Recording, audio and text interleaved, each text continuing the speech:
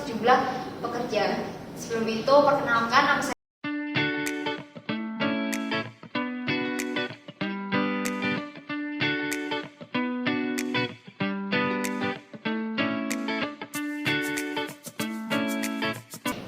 Nah, hari ini kita akan membahas topik yang cukup memprihatinkan, yaitu manajemen kompensasi dalam kasus kebakaran pabrik di Bekasi.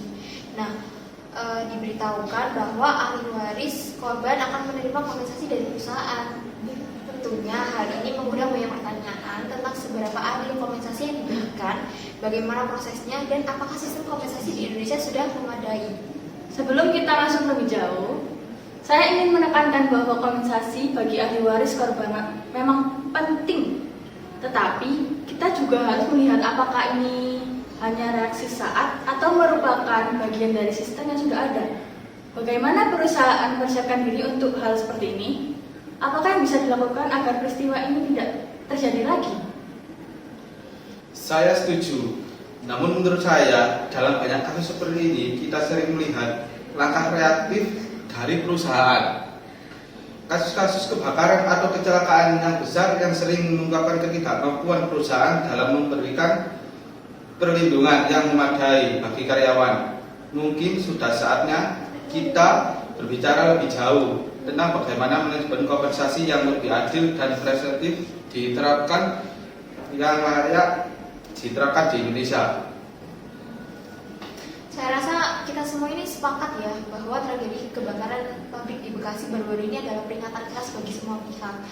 Saya ingin mendengar perspektif dari kalian berdua. Bagaimana sih memastikan hak-hak karyawan yang menjadi korban itu terpenuhi, termasuk kompensasi yang layak bagi ahli waris mereka? Memang benar, tragedi ini mencerminkan betapa pentingnya penerapan sistem keselamatan kerja. Dari sisi hukum, sisi kasus ini harus dipelajari secara mendalam untuk memastikan perusahaan memenuhi kewajiban sesuai peraturan ketenagakerjaan dan asuransi sosial.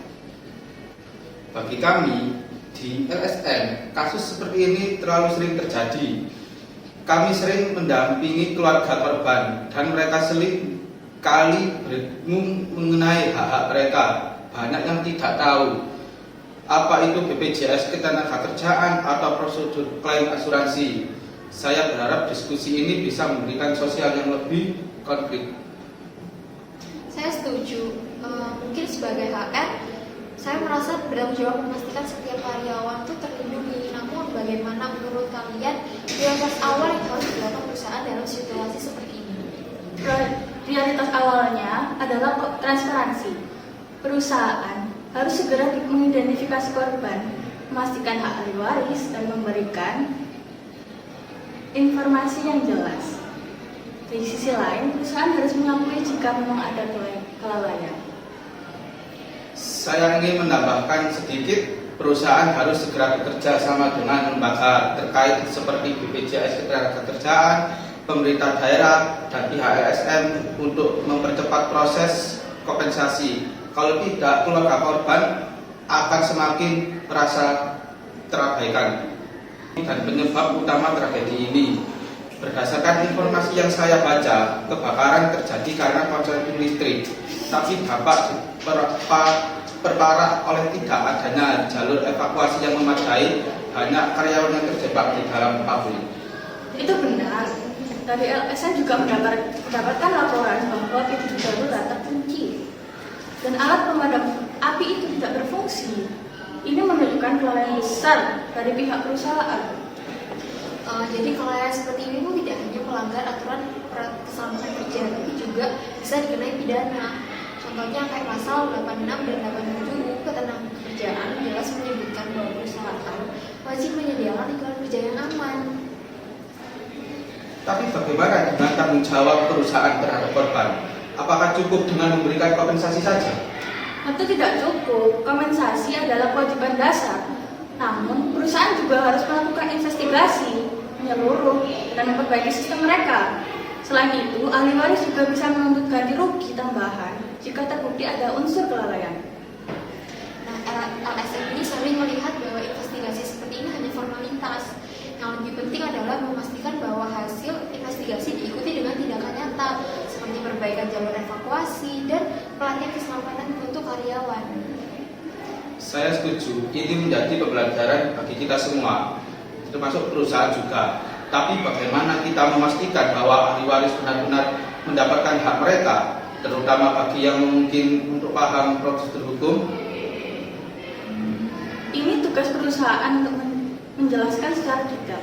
BPJS Ketenagakerjaan punya mekanisme klaim yang cukup jelas. Tapi seringkali keluarga korban tidak memberi pendampingan. Itu sebabnya nggak sih LSM harus dilibatkan? Karena mereka bisa membantu menjembatani komunikasi antar perusahaan, BPJS, dan keluarga korban. Dari perspektif manajemen SDM, kompensasi harus mencakup dua aspek. Yang pertama itu adalah pencegahan dan pemulihan. Kita berbicara tentang asuransi kesehatan, keselamatan kerja yang terjamin, serta dana pensiun. Perusahaan harus menyiapkan sistem yang memungkinkan mereka memberikan bantuan kepada ahli waris dengan cepat. Namun yang seringkali terabaikan adalah pemulihan psikologis bagi keluarga pekerja atau korban. Kita juga perlu memastikan bahwa kompensasi ini tidak hanya sebatas uang, tetapi juga dukungan emosional. Tapi kita tidak bisa sepenuhnya menyalahkan perusahaan dalam kasus ini. Kita harus ingat bahwa banyak pabrik dan industri di Indonesia yang beroperasi dengan modal terbatas. Sistem kompensasi yang ideal memang harus ada, tapi kita harus melihat realitas ekonomi perusahaan. Bagaimana kita bisa memastikan bahwa perusahaan tetap bisa berjalan setelah memberikan kompensasi yang layak bagi keluarga korban? Tapi kan itu bukan alasan untuk mengabaikan hak-hak dasar pekerja. Banyak pabrik yang tidak menyediakan fasilitas keselamatan yang memadai, bahkan tidak ada asuransi jiwa yang diberikan kepada pekerja. Hal ini jelas merupakan masalah besar. Saya percaya pemerintah perlu turun tangan lebih tegas untuk memastikan bahwa perusahaan tidak hanya berfokus pada keuntungan, tapi juga pada kesejahteraan karyawan. Saya ingin membahas tentang yang sering kami hadapi di HR. Tragedi seperti ini terjadi, perusahaan sering dihadapkan pada tekanan publik yang besar. Bagaimana cara menjaga keseimbangan antara tanggung jawab sosial dan perlindungan bagi perusahaan itu sendiri? Itu pertanyaan sulit, tapi jawabannya sederhana: transparansi. Ketika perusahaan transparan soal langkah-langkah yang diambil, pabrik akan memahami situasi. Betul, tapi kenyataannya banyak perusahaan justru mencoba menghindari tanggung jawab. Mereka menyalahkan pihak ketiga atau mengabaikan keluarga korban. Ini membuat kepercayaan publik itu runtuh. Sebagai HR, kami sering berada di tengah-tengah konflik ini. Bagaimana caranya agar komunikasi antara perusahaan dan keluarga korban tetap kondusif? Gunakan mediator, misalnya undang perwakilan LSM atau konsulan hukum untuk menjelaskan langkah-langkah perusahaan. Jangan sampai keluarga korban merasa diabaikan atau malah dimusuhi. Saya setuju, karena kami pernah menangani kasus di mana perusahaan menunda-nunda pembayaran kompensasi. Ini justru memperburuk hubungan nggak sih? Karena sebaliknya, ketika perusahaan cepat tanggap, keluarga korban itu cenderung lebih kooperatif. Tapi bagaimana jika ada konflik internal? Misalnya, manajemen merasa jumlah kompensasinya yang diminta terlalu besar atau prosesnya terlalu panjang. Saran saya, gunakan pendekatan hukum sebagai panduan. Ikuti regulasi yang ada, lalu tambahkan langkah-langkah tambahan sebagai bentuk empati. Jangan sampai ada kesan perusahaan hanya memikirkan biaya saja. Selain itu, berikan pelatihan kepada tim HR untuk menangani situasi krisis seperti ini. Jadi karyawan HR harus paham bagaimana menghadapi keluarga korban dengan empati. Memang ada masalah terkait implementasi regulasi keselamatan dan kompensasi di Indonesia. Di satu sisi, kita memiliki sistem yang tidak sempurna. Di sisi lain, kita juga tidak bisa mengabaikan fakta bahwa beberapa perusahaan sudah berusaha memberikan kompensasi yang baik. Tapi, bagaimana kita menilai sistem yang sudah ada? Apakah cukup baik atau masih perlu banyak yang diperbaiki? Dalam bisnis, kita harus mempertimbangkan biaya operasional yang terus meningkat. Jika perusahaan harus mematuhi setiap regulasi dan standar yang ada, tidak jarang mereka harus mengurangi biaya produksi yang ada pada akhirnya bisa berdampak pada lapangan pekerjaan. Jadi, apakah kita mau perusahaan ini bertahan dan menciptakan lapangan kerja, ataukah kita lebih mengutamakan standar keselamatan tanpa memperhatikan dampak dan bagi perekonomian? Iya sih, saya paham soal biaya. Tapi keselamatan pekerja ini adalah hal yang tidak bisa ditawar. Bekerja bukanlah alat untuk menghasilkan keuntungan. Jika perusahaan beroperasi dengan mengabaikan keselamatan karyawan, maka mereka harus siap dengan konsekuensi hukum dan etika. Dan negara harus tegas dalam menegakkan regulasi ini. Bukan hanya menunggu peristiwa tragis itu baru untuk memberikan sanksi. Oke, baik. Mari kita fokus pada solusi yang jangka panjang. Apa langkah-langkah yang konkret harus diambil perusahaan untuk menjaga tragedi tersebut? Pertama, audit keselamatan kerja harus dilakukan secara berkala oleh pihak independen. Kedua, perusahaan harus memiliki SOP evaluasi yang diuji secara rutin. Saya ingin menambahkan pentingnya keterlibatan karyawan dalam evaluasi keselamatan kerja. Mereka yang bekerja di lapangan biasanya lebih tahu resiko nyata dibanding manajemen. Jadi mereka itu tahu gitu loh, kayak apa namanya di lapangan tuh kalau terjadi seperti ini tuh gini. Karena manajemen tuh cuma tahunya kayak lebih kayak yang biasa terjadi gitu. Kami sudah memiliki prosedur keselamatan kerja, tapi mungkin perlu kita perbarui. Apakah ada standar internasional yang bisa dijadikan acuan? Ada, misalnya standar ISO 45001 tentang sistem manajemen keselamatan dan kesehatan kerja. Implementasi ini tidak hanya melindungi karyawan, tapi juga meningkatkan reputasi perusahaan. Selain meningkatkan reputasi perusahaan, itu pastikan pelatihan keselamatan bukan sekedar formalitas. Libatkan karyawan, semua karyawan termasuk outsourcing dan pekerja kontrak. Bagaimana dengan kolaborasi antara perusahaan dan LSM? Apakah efektif untuk jangka panjang? Sangat efektif, terutama dalam edukasi dan pengawasan. LSM bisa membantu memastikan bahwa kebijakan perusahaan benar-benar dijalankan di lapangan. Kompensasi memang penting, tapi pencegahan adalah langkah yang lebih penting. Jika perusahaan bisa mencegah kecelakaan seperti kebakaran melalui pelatihan keselamatan yang memadai, pengawasan yang ketat, dan penyediaan alat pelindung yang sesuai, banyak nyawa yang bisa diselamatkan. Salah satu solusi yang mengintegrasikan program keselamatan kerja dalam setiap aspek operasional perusahaan. Itu sih solusinya, salah satunya. Saya sangat setuju. Namun, seperti yang saya katakan tadi, perusahaan juga perlu merancang sistem kompensasi yang realistis dan sesuai dengan kemampuan. Pekerja yang terlatih dalam keselamatan dan memiliki asuransi jiwa yang memadai memang akan lebih terlindungi. Tetapi, ini perlu peran aktif dari pemerintah. Misalnya, dengan memberikan insentif kepada perusahaan yang memenuhi standar keselamatan yang lebih tinggi. Tapi perusahaan harus lebih tegas loh. Kalau mereka hanya memberikan insentif tanpa adanya pengawasan yang ketat, perusahaan akan merasakan tidak ada konsekuensi.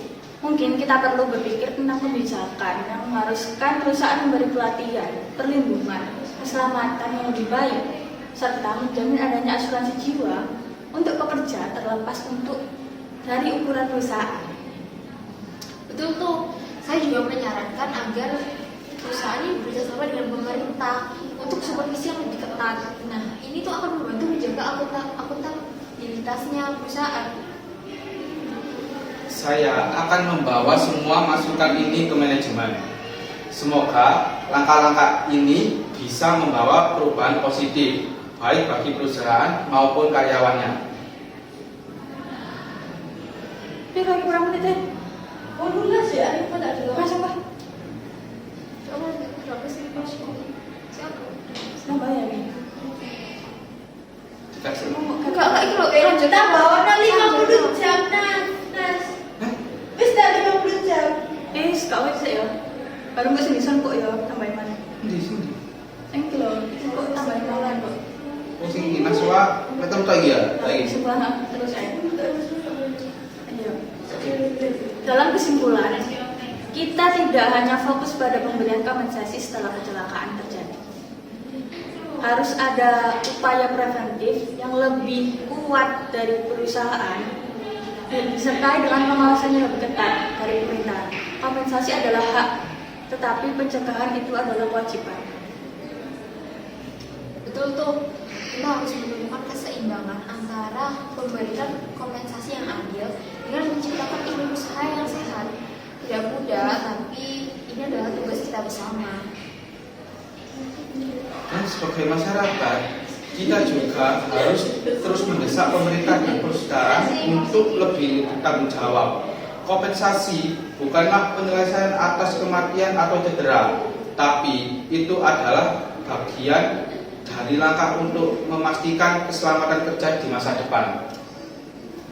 Tampaknya diskusi kita hari ini hanya menggaruk permukaan. Kita masih perlu banyak banget yang dibahas, termasuk peran teknologi, kebijakan pemerintah, dan perspektif internasional dalam manajemen kompensasi. Menurut saya, hal pertama adalah memastikan pekerja terdampak bisa mendapatkan kompensasi yang adil secepat mungkin.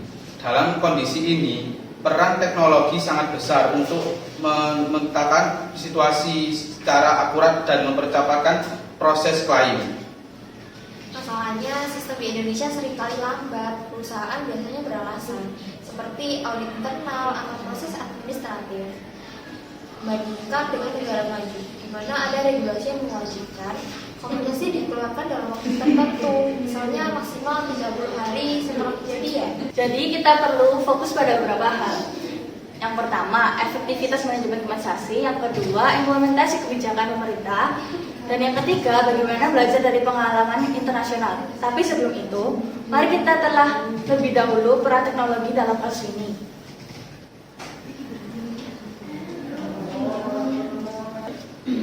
Teknologi punya banyak potensi untuk mempercepat proses kompensasi. Bayangkan, jika data pekerja sudah terdigitalisasi, semua kontrak kerja, informasi gaji, hingga asuransi yang sudah mereka miliki ada dalam sistem berbasis cloud atau blockchain. Ketika bencana terjadi, perusahaan tinggal mengakses data ini untuk menghitung kompensasi secara otomatis. Itu udah bagus. Tapi di lapangan banyak perusahaan belum menggunakan sistem digital. Bahkan data karyawan sering masih manual. Apakah langkah yang perlu dilakukan agar digitalisasi ini bisa diterapkan secara luas? Maka awalnya adalah edukasi. Pemerintah bisa mendorong digitalisasi data tenaga kerja melalui insentif, misalnya memberikan subsidi teknologi kepada perusahaan kecil dan menengah. Selain itu, mewajibkan perusahaan besar untuk menggunakan platform digital terpadu. Saya setuju, tapi teknologi ini saja tidak cukup. Harus ada transparansi. Misalnya, blockchain memang memungkinkan data diakses semua pihak tanpa manipulasi.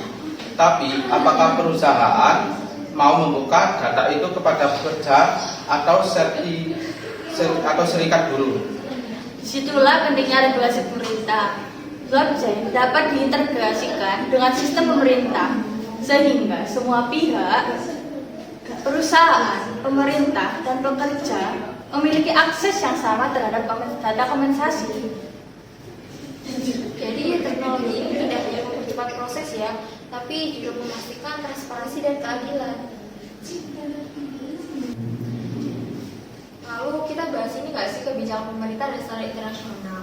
Kebijakan pemerintah Indonesia memang sudah cukup kompensasi melalui BPJS ketenagakerjaan. Tapi seringkali yang terjadi adalah pekerja tidak benar-benar memahami hak mereka.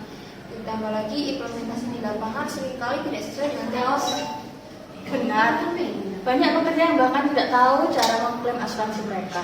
Dibandingkan dengan negara seperti Jepang atau Jerman, di mana pekerja otomatis mendapatkan kompensasi melalui sistem asuransi publik yang dikelola negara. Kalau begitu, salah satu langkahnya atau membangun platform digital pemerintah untuk manajemen klaim. Platform ini bisa terintegrasi dengan BPJS sehingga proses klaim menjadi lebih cepat dan transparan. Namun, kita tidak bisa mengabaikan peran hukum. Jika perusahaan tidak memenuhi kewajiban kompensasi, hukuman harus lebih tegas. Misalnya di Amerika Serikat ada denda besar dan sanksi hukum bagi perusahaan yang melanggar hak pekerja dalam kasus kecelakaan kerja. Selain itu, kita perlu memperhatikan standar internasional nggak sih? Misalnya di Uni Eropa, perusahaan harus menyediakan kompensasi tambahan jika ditemukan kelalaian yang menyebabkan bencana. Jadi, selain teknologi, kita juga perlu memastikan bahwa kebijakan pemerintah mengacu pada praktik terbaik internasional. Ini tidak hanya meningkatkan perlindungan pekerja, tetapi juga reputasi perusahaan di mata global. Setelah diskusi panjang ini, kita dapat menyimpulkan bahwa manajemen kompensasi yang efektif membutuhkan kolaborasi antara teknologi, kebijakan pemerintah, dan pembelajaran dari standar internasional. Mari kita uraikan rekomendasi kita satu persatu. Dari sisi teknologi, saya merekomendasikan digitalisasi data pekerja menggunakan sistem berbasis blockchain untuk transparansi dan efisiensi. Pemerintah harus menyediakan platform klaim kompensasi yang terintegrasi dengan BPJS Ketenagakerjaan. Kalau dilihat dari sisi hukum, kebijakan kompensasi di Indonesia perlu diperkuat. Harus ada tenggat waktu yang tegas untuk membayar kompensasi, serta audit independen untuk memastikan perusahaan mematuhi aturan. Standar kompensasi juga perlu disesuaikan dengan praktik terbaik internasional. Kalau dari perspektif SDM, perusahaan harus proaktif dalam memberikan edukasi kepada pekerja mengenai hak-hak mereka.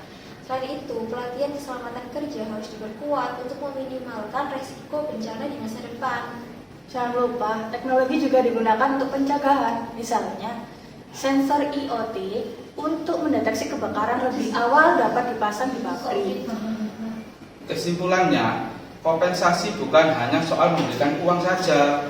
Ini soal memastikan keadilan, mencegah insiden serupa di masa depan, dan meningkatkan standar perlindungan pekerja di Indonesia. Saya setuju. Mungkin diskusi hari ini sudah selesai ya. Mungkin next kita bisa berbicara lebih dalam tentang bagaimana model kompensasi ini diterapkan di negara-negara lain dan bagaimana kita bisa mengadopsinya di Indonesia.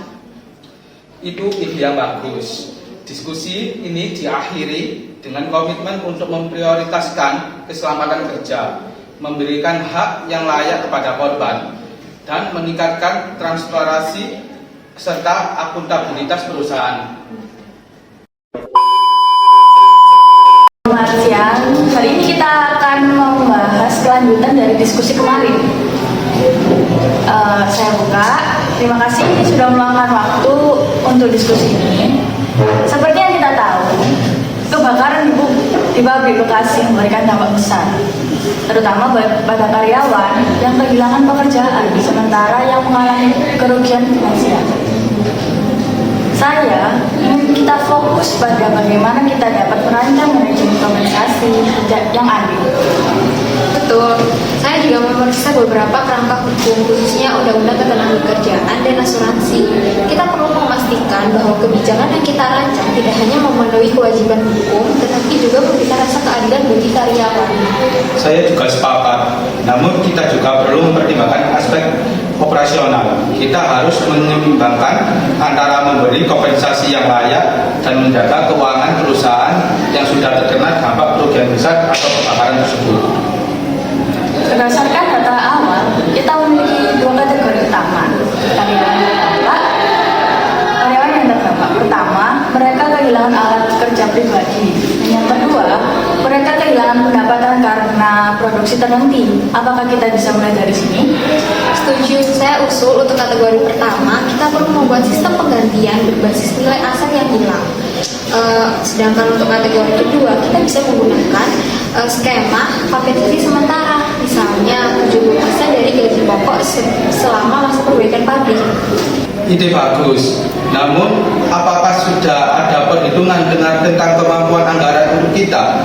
Jangan sampai kompensasi ini membuat kita harus memotong biaya operasional penting lainnya. Untuk itu, saya sarankan kita membuat tim kecil yang berfokus pada perhitungan ini. Saya akan minta tim keuangan untuk menghitung proyeksi biaya yang diperlukan. Bagaimana cara kita mencapai kebijakan ini ke karyawan? Apakah kita perlu mengadakan pertemuan langsung atau cukup lewat surat edaran saja? Dalam situasi sensitif seperti ini, komunikasi langsung lebih baik. Kita bisa mengadakan town hall meeting untuk menjelaskan situasi perusahaan, kebijakan kompensasi, dan timeline pemulihan pabrik. Ini akan mengurangi potensi kesalahpahaman. Benar, selain itu kita juga perlu menyiapkan saluran komunikasi seperti hotline agar karyawan bisa bertanya langsung jika ada yang kebingungan atau masalah yang belum terjawab. Saya pikir kita juga perlu mendengar pandangan pihak eksternal juga ya, seperti serikat pekerja atau ahli kompensasi. Mereka mungkin punya wawasan tambahan yang bisa membantu kita menyempurnakan kebijakan ini. Setuju, saya bisa menghubungi beberapa firma hukum yang sudah biasa menangani kasus seperti ini. Mereka juga bisa membantu memastikan kita tidak melewatkan aspek hukum apapun. Bagus, tapi ingat, waktu kita ini sangat terbatas. Kita harus bergerak lebih cepat agar kebijakan ini segera diimplementasikan. Berdasarkan data awal, kita memiliki sekitar 500 karyawan yang terkena dampak langsung. Jika kita mengikuti usulan kalian, mungkin untuk memberi kompensasi sementara sebesar 70% dari gaji pokok, saya perkirakan biaya awal akan mencapai 2 miliaran per bulan. Angka itu cukup sangat besar sekali. Tapi bagaimana dengan karyawan yang bekerja di area yang tidak langsung terdampak? Apakah mereka tetap akan mendapatkan kompensasi yang sama? Secara hukum, karyawan yang tidak bekerja karena force majeure tetap berhak atas upah. Namun, kita bisa mendiskusikan opsi lain seperti pemberian insentif untuk membantu perusahaan tetap berjalan. Saya sarankan agar kita tetap menerapkan kebijakan berjenjang. Untuk karyawan tidak bisa bekerja sama sekali, mereka mendapat kompensasi penuh. Namun bagi mereka yang masih bisa bekerja, meski kapasitasnya terbatas, kita bisa menggunakan skema insentif parsial. Bagaimana kita akan menangani penggantian alat kerja pribadi karyawan yang rusak atau hilang? Ini bisa menjadi isu sensitif jika prosesnya tidak transparan. Saya setuju sih.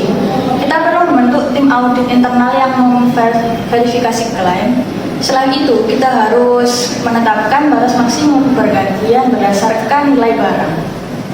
Saya usul, kita juga mempertimbangkan klaim asuransi perusahaan. Jika barang-barang itu tercakup dalam polis, maka kita bisa mendorong proses klaim itu lebih cepat. Baik, saya akan memeriksa rincian polis asuransi perusahaan kita. Jika ada yang bisa di-cover oleh pihak asuransi, itu akan sangat membantu mengurangi beban biaya. Untuk operasionalnya, saya melihat dua opsi utama. Yang pertama, menyewa fasilitas sementara agar produksi tetap berjalan. Yang kedua, memfokuskan seluruh sumber daya pada percepatan renovasi pabrik. Pilihan pertama terdengar baik untuk menjaga pendapatan tetap berjalan, tapi biaya sewa dan logistik mungkin akan sangat tinggi. Apakah ada studi kelayakan untuk opsi ini? Itu belum ada detailnya. Tapi saya bisa meminta tim saya untuk menghitung proyeksi biaya. Kalau begitu, mari kita juga cari tahu apakah ada subsidi dari pemerintah untuk perusahaan yang berdampak bencana seperti ini. Beberapa kementerian biasanya menyediakan bantuan. Satu hal yang penting tidak boleh kita abaikan adalah bagaimana cara menjaga moral karyawan.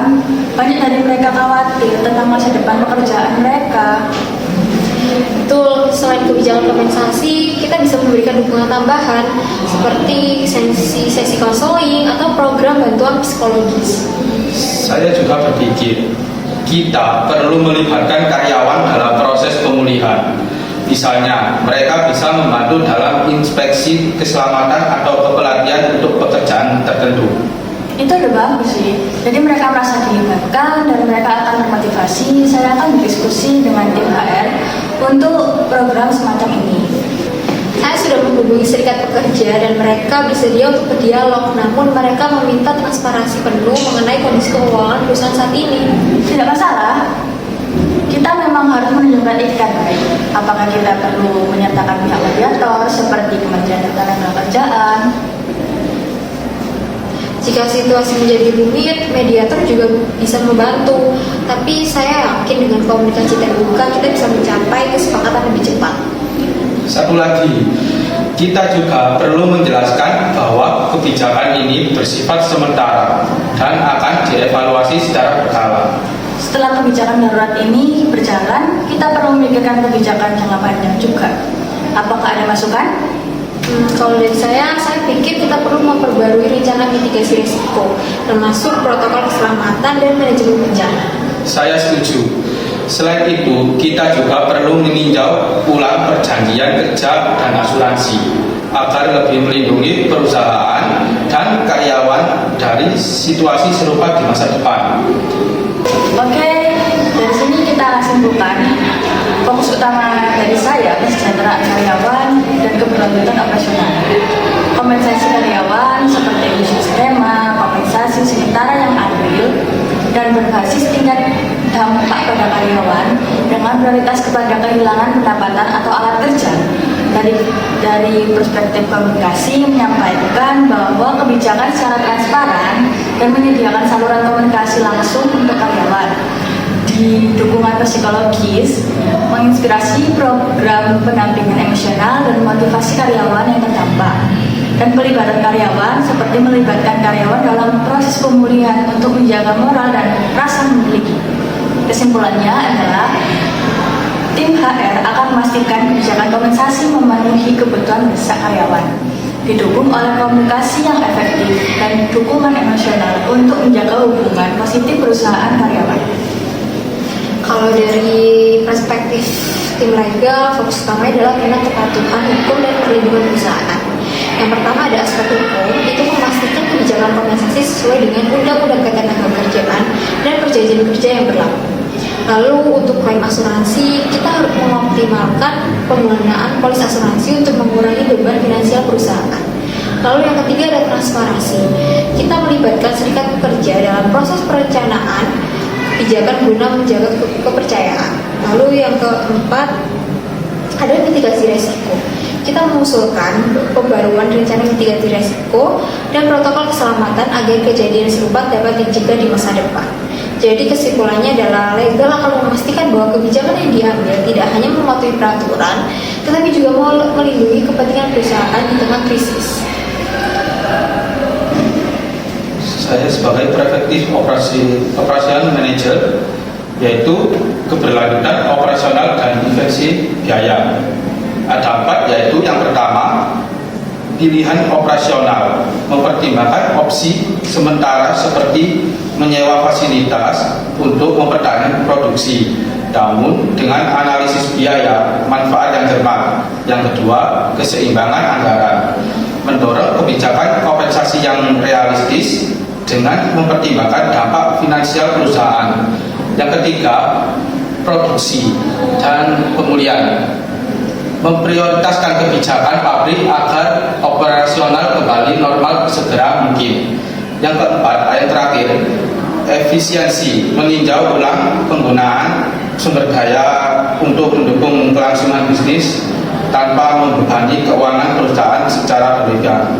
Untuk kesimpulannya, operasional akan mengupayakan solusi terbaik untuk menjaga keberlanjutan bisnis dengan fokus pada percepatan pemulihan pabrik sambil menjaga efisiensi biaya.